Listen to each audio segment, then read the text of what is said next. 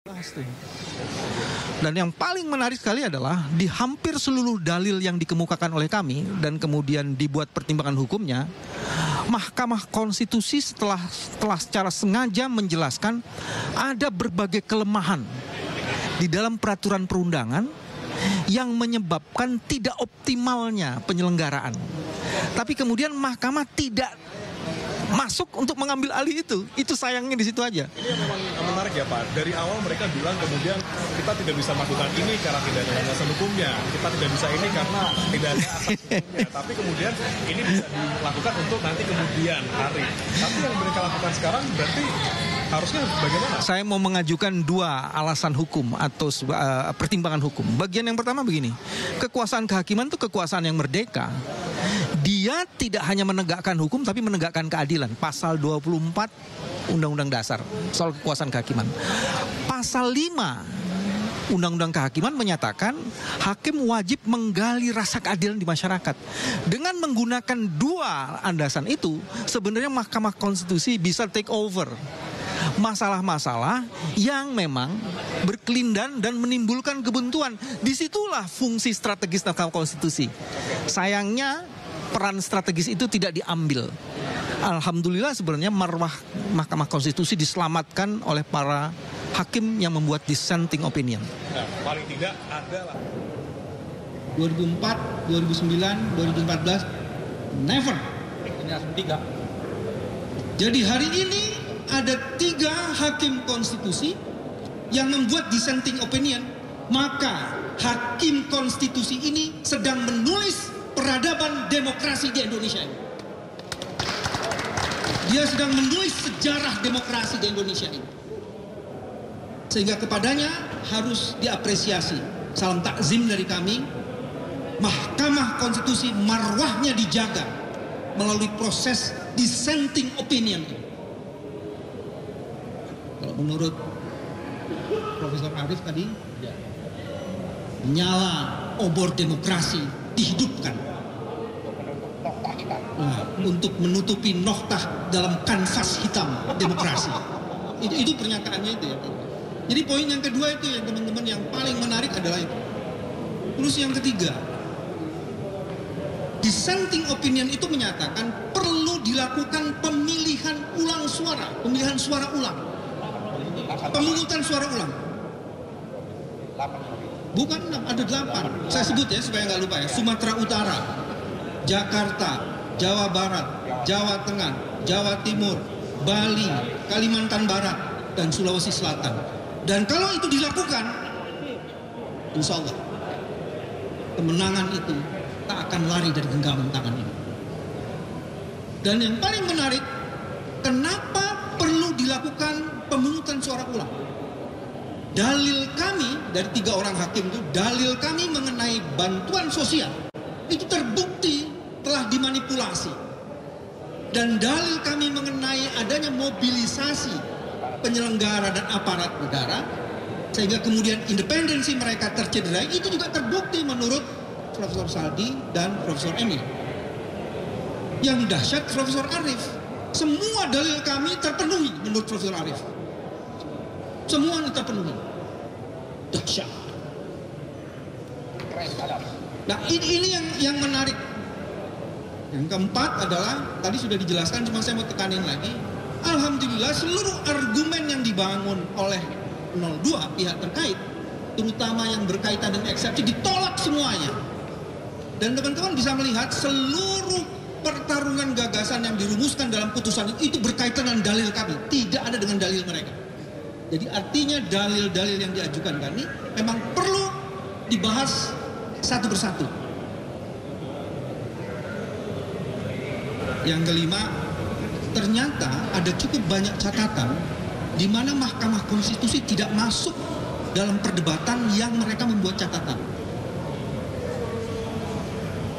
Disebutkan bahwa Bawaslu tidak bisa menjalankan fungsinya secara optimal karena undang-undang tidak mengatur secara detail. Harusnya dalam posisi itu, karena terjadi pelanggaran konstitusional, Mahkamah masuk mestinya untuk take over proses itu dan mengadili sendiri. Tapi Mahkamah belum cukup berani untuk mengambil perkara-perkara atau masalah-masalah yang belum cukup diatur. Salah satu yang paling menarik, Presiden Jokowi dalam sebuah pernyataannya di situ disebutkan harusnya punya kerelaan untuk tidak menggunakan kebijakannya, aktivitas dan program-programnya yang bisa diasosiasikan bagi kepentingan calon yang memang hendak dibelanya. Cuman kemudian aturannya itu di mana?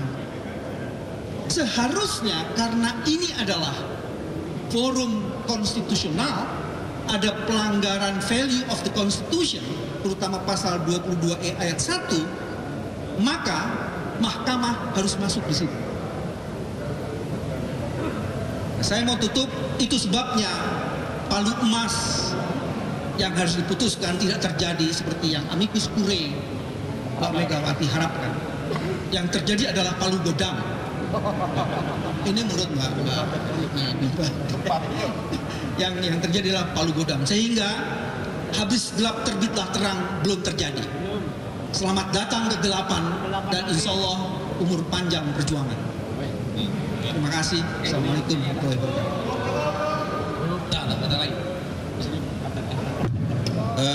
Kawan-kawan, saya ingin menambahkan saja beberapa hal yang penting. Yang pertama, bahwa proses pemilu kita ini dari sejak awal terjadi pelanggaran etik. Dalam argumentasi yang dikemukakan oleh majelis hakim tadi, jelas bahwa pelanggaran etik itu dilakukan, terutama kepada pemimpin tertinggi kita, yaitu Presiden Republik Indonesia. Persoalannya memang adalah bagaimana mengukur dan menilai pelanggaran etik itu dalam proses yang namanya sengketa pilpres ini. Aturan-aturan pelaksananya belum diatur. Oleh karenanya, mahkamah merekomendasikan untuk membuat aturan-aturan yang jelas. Yang kedua, saya kira yang terbukti juga dikemukakan oleh Prof. Eni, ini yang menjadi argumentasi yang dikemukakan oleh para menteri yang hadir. Ternyata fakta-fakta persidangan, apa yang dikemukakan bansos yang diberikan oleh Presiden kepada daerah-daerah yang dikunjungkan, yang mensandarkan pada DOP, dana operasi Presiden, tidak diatur sebagaimana aturan yang dibuat. Itu jelas tegas, artinya di sini terjadi abuse of power yang dilakukan oleh Presiden Jokowi dalam melaksanakan yang namanya dana operasi Presiden tersebut. Yang ketiga, di samping itu saya kira yang tidak kalah pentingnya juga meminta sesungguhnya kepada lembaga-lembaga yang terkait, dalam hal ini Dewan juga, untuk melaksanakan fungsi-fungsi yang sebagaimana yang harus dilaksanakan oleh Dewan Perwakilan Rakyat. Oleh karena itu, belum waktu yang terlambat, proses yang ada di Mahkamah Konstitusi ini menjadi jalan, menjadi laluan bagi Dewan Perwakilan Rakyat untuk menggunakan hak angketnya dalam proses yang paling tidak dikemukakan di Mahkamah Konstitusi ini. Jadi kawan-kawan, dari seluruh argumentasi kita, pelanggaran konstitusi, prosedural, dan penyalahgunaan dana bansos dan mobilisasi aparat yang dilakukan oleh pemerintahan Jokowi ini, paling tidak menurut 3 hakim itu adalah terbukti sah dan meyakinkan. Terima kasih. Ya, sedikit aja dari saya. Pertama, terima kasih media yang dengan sabar masih menunggu sampai sore hari ini. Ya, kita mulai sidang dari jam 9 pagi sampai jam 3:30. Kalau saya melihat di dalam ruang sidang, pertama saya merasa bangga dan apresiasi khususnya kepada 3 hakim konstitusi yang punya dissenting opinion. Jadi kalau istilahnya kita ada 8 hakim konstitusi, kita itu menangnya 3. Jadi kita bukan kalah, menangnya 3, yang 5 pihak sana. Ya, kira-kira begitu.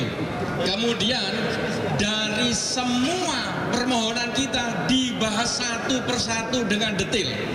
Ini menunjukkan tim hukum nasional sangat profesional. Ya, sekali lagi saya apresiasi kepada tim hukum nasional, ada Pak Ari, ada Pak Refli, Pak BW, Pak Yani, dan yang lain-lain. Saya terus terang bangga dengan apa yang disampaikan dalam persidangan MK ini.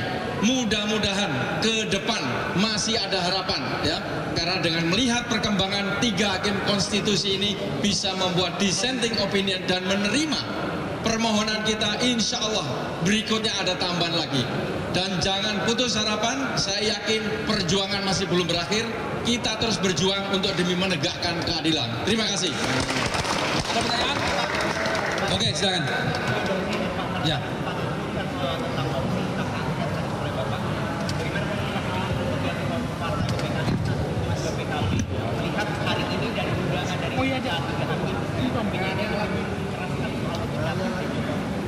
Saya kira dari apa yang telah dikemukakan oleh partai-partai di parlemen,